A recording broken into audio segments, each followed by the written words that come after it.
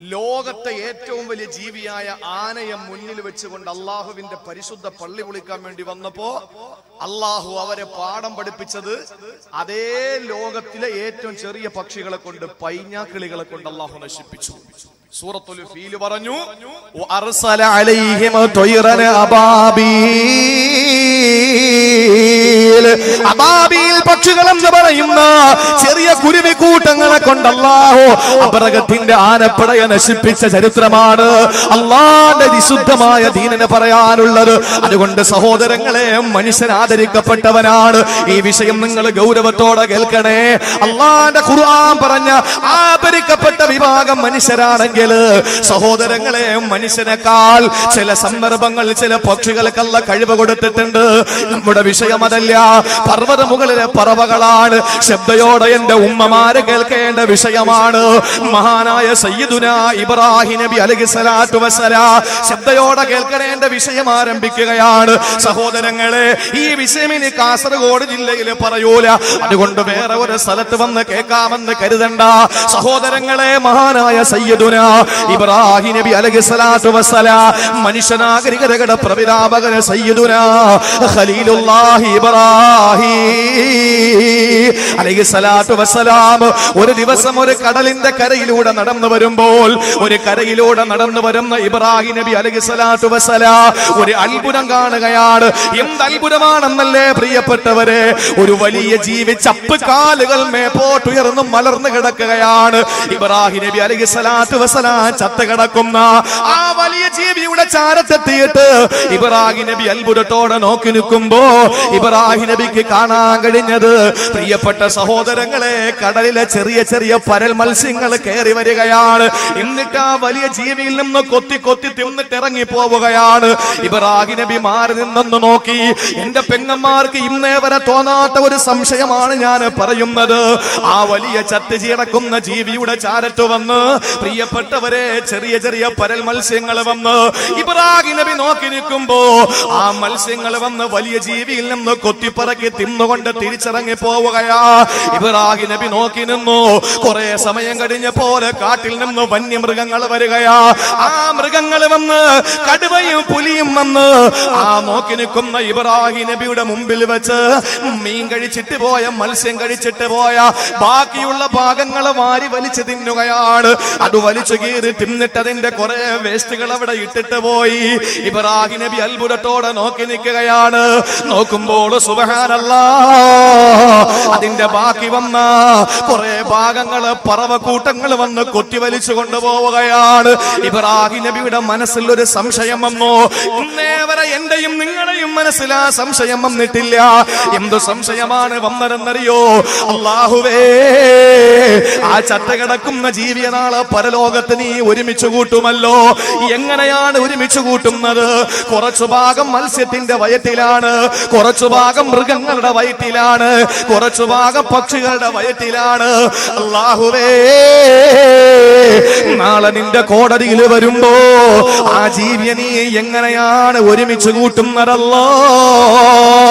ഇന്നലെ ഞാൻ പറഞ്ഞല്ലോ, അല്ലാഹുവിന്റെ ഖിസാസിന്റെ പൂർത്തീകരണത്തിന്, ഖിസാസിന്റെ നടപടിക്ക് വേണ്ടി പടച്ചതമ്പുരാൻ മനുഷ്യനല്ലാത്ത മുഴുവൻ മൃഗങ്ങളെയും ജീവജാലങ്ങളെയും നാളെ പരലോകത്ത് ഒരുമിച്ച് കൂട്ടുമെന്ന് പറഞ്ഞല്ലോ.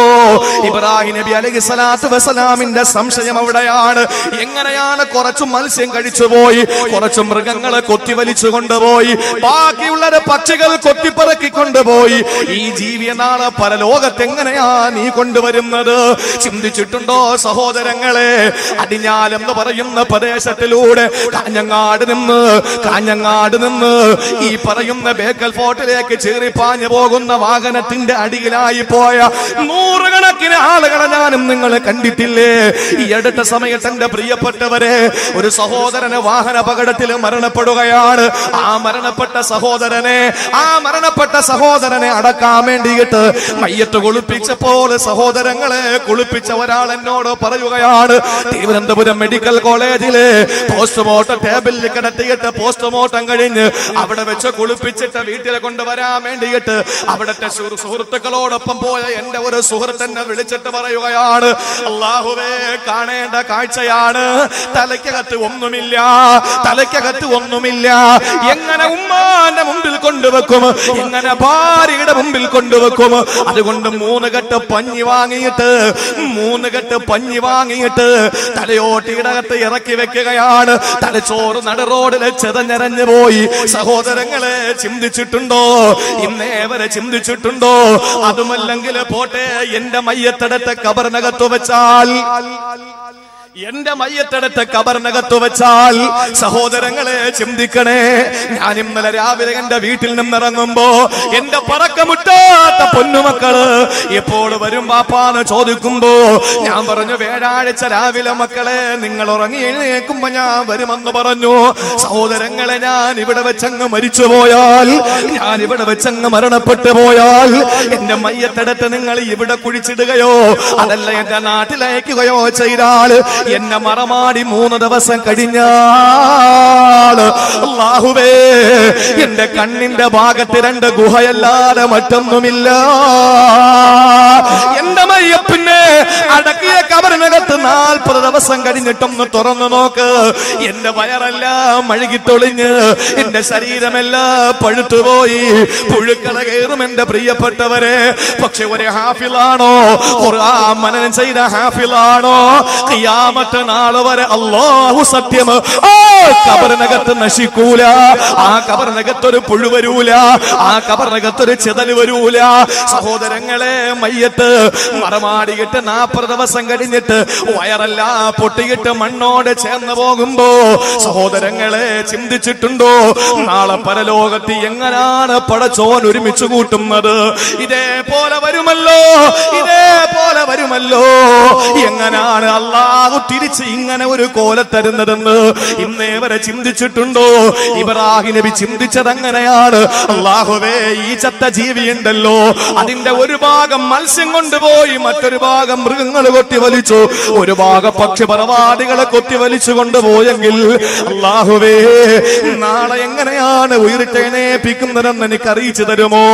അല്ലാഹുവിന്റെ ഖുർആൻ എടുത്ത് പറയുകയാണ്, സൂറത്തുൽ ബഖറ എടുത്തൊന്ന് പഠിക്കണ്ട പെങ്ങളെ. അല്ലാഹു പറയുന്നു, വഇദ് ഖാല ഇബ്രാഹീം റബ്ബി അരിനീ കൈഫ തുഹ്യിൽ മൗതാ. അല്ലാഹുവിനോട് ഇബ്രാഹിം നബി ചോദിക്കുകയാണ്, റബ്ബി അരിനീ കൈഫ തുഹ്യിൽ മൗതാ. അല്ലാഹുവേ, നീ എങ്ങനെയാണ് മരണപ്പെട്ടു പോയവരെ പുനർജീവിപ്പിക്കുന്നതെന്ന് എനിക്ക് ലൈവായിട്ട് കാണിച്ചു തരണം. ഒന്ന് ചിന്തിക്കും. അള്ളാഹു മനസ്സിലാക്കാനുള്ള തൗഫീക്ക് തരട്ടെ. ഇന്നലത്തെ കാലം ആളുകളുണ്ട്, ആമീൻ പറയുന്നതിൽ കുറക്കണ്ട, സ്വലാത്തിൽ നിന്നതിലും കുറക്കണ്ട. ഇൻഷാ അല്ലാഹ് അതൊക്കെ ഉഷാറായി നടക്കട്ടെ. എന്തിന് എന്റെ പ്രിയപ്പെട്ട സഹോദരങ്ങളെ, ഇന്ന് വരെ നമുക്ക് ചിന്ത വന്നിട്ടില്ല. ഇബ്രാഹിം നബി റബ്ബിനോട് ചോദിച്ചു, അല്ലാഹുവേ ഈ മരിച്ചുപോയ ജീവിയെ നാളെ എങ്ങനെയാണ് ഉയർത്തെഴുന്നേൽപ്പിക്കുന്നതെന്ന് എനിക്ക് ലൈവായിട്ടൊന്ന് കാണിച്ചു തരണം. അല്ലാഹു തിരിച്ചു ചോദിച്ചൊരു ചോദ്യമുണ്ട്. അല്ലാഹു തിരിച്ചു ചോദിച്ചു, ഖാല അവലം തുഅ്മിൻ, നിനക്ക് വിശ്വാസം വന്നില്ലേ ഇതുവരെ ഞാൻ അങ്ങനെ ചെയ്യുമെന്ന്? അല്ലാഹു തിരിച്ചു ചോദിക്കുകയാണ്, ഇബ്രാഹിമേ നിനക്ക് വിശ്വാസം വന്നില്ലേ? എന്റെ വിഷയത്തിൽ നിനക്ക് ഈമാനില്ലാതെ പോയോ? ആ സമയത്ത് ഇബ്രാഹിം നബി പറഞ്ഞു, പടച്ചവനെ അല്ല, വലാകിൻ ലിയത്മഇന്ന ഖൽബി, എന്റെ ഹൃദയത്തിന്റെ സമാധാനത്തിനു വേണ്ടിയിട്ടാണ്, എന്റെ ഹൃദയത്തിന്റെ സമാധാനത്തിനു വേണ്ടിയിട്ടാണ്. അല്ലാഹു പറഞ്ഞു കൊടുത്തു. ശ്രദ്ധിക്കും എന്റെ പ്രിയപ്പെട്ട സഹോദരങ്ങൾ, വളരെ ശ്രദ്ധയോടെ വിഷയം കേട്ടോളി. അല്ലാഹു പറഞ്ഞു കൊടുക്കും, ലൈവായിട്ട് കാണിക്കാൻ പോവാൻ, ലൈവായിട്ട് കാണിക്കാൻ പോവാൻ. എങ്ങനെയാണ് മരിച്ചതിന് ശേഷം നമ്മൾ ഉയർത്തെഴുന്നേൽപ്പിക്കപ്പെടുന്നത് എന്ന് ഇബ്രാഹിം നബി ആവശ്യപ്പെട്ടതനുസരിച്ച് അല്ലാഹു നേരിട്ട് കാണിച്ചു കൊടുക്കാൻ പോവാൻ. അല്ലാഹു എന്താ പറഞ്ഞെന്നറിയോ? ആദ്യം ഒന്ന് വരട്ടി അല്ലാഹു, എനിക്ക് ഇതുവരെ എന്റെ ഈമാൻ വന്നില്ലല്ലേ? അല്ല പടച്ചോനെ, ഹൃദയത്തിന്റെ സമാധാനത്തിന് നമ്മൾ അടച്ചിട്ടിരിക്കുന്ന കടയുടെ മുമ്പ് ചെന്ന് ചിലവര് ചോദിക്കാറുണ്ട്, കട അടച്ചു, അടഞ്ഞു കിടക്കുകയാണ്. നമ്മൾ ചെന്നിട്ട് ചോദിക്കും, കട അടച്ചോ? എന്തിനാണ്? ഒരു സമാധാനത്തിന്.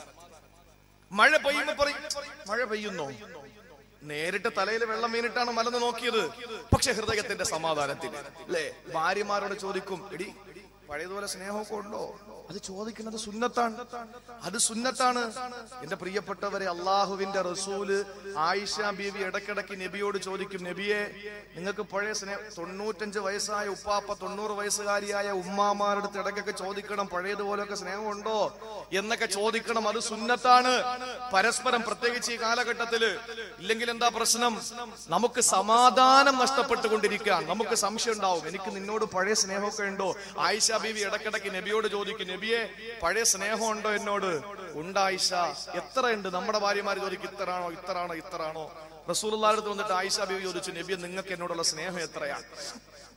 നബി അവസാനം സഹികെട്ട് എപ്പോഴും വന്നിട്ട് ചോദിക്കും. ഭയങ്കര കുശുമ്പായിരുന്നു ആയിഷ ബീവിക്ക്. വേറെ കുശുമ്പെന്ന് പറഞ്ഞാൽ മറ്റുള്ളവരോടല്ല, എനിക്ക് നബിയുടെ സ്നേഹം കിട്ടണം, എപ്പോഴും ഭർത്താവിന്റെ സ്നേഹം കിട്ടണം എന്നുള്ളത്.